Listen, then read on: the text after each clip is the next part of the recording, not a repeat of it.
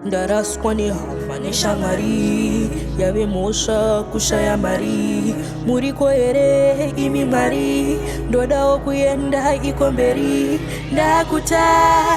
meso angu zvaona zvawandisa dai ndaiziva kuti upenyu wakaoma ndatambura munondita pandochema here jaja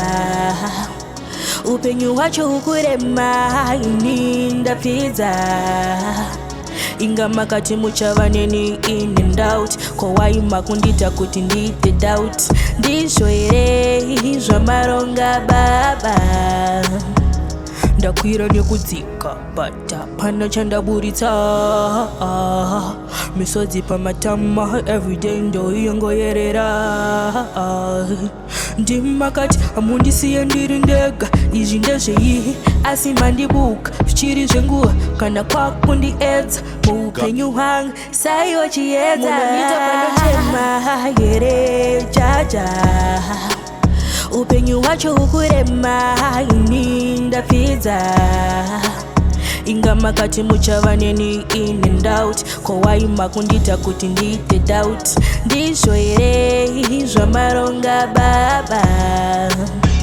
ndaraswa nehamanisha mari yave mosha kushaya mari muriko here imi mari ndodawo kuyenda ikomberi ndakuta meso angu zvaona zvawandisa dai ndaiziva kuti upenyu wakaoma ndatambura munondita pandochema here jaja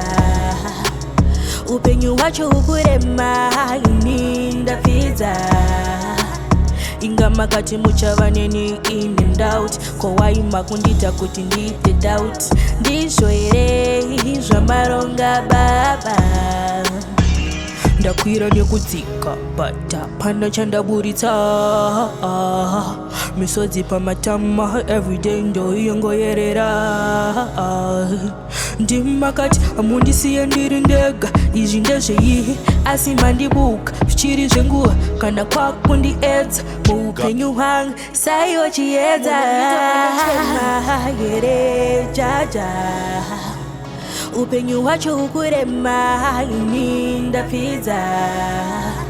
inga makati muchava neni in and out kowaima kundita kuti ndiite doubt ndizvo here zvamaronga baba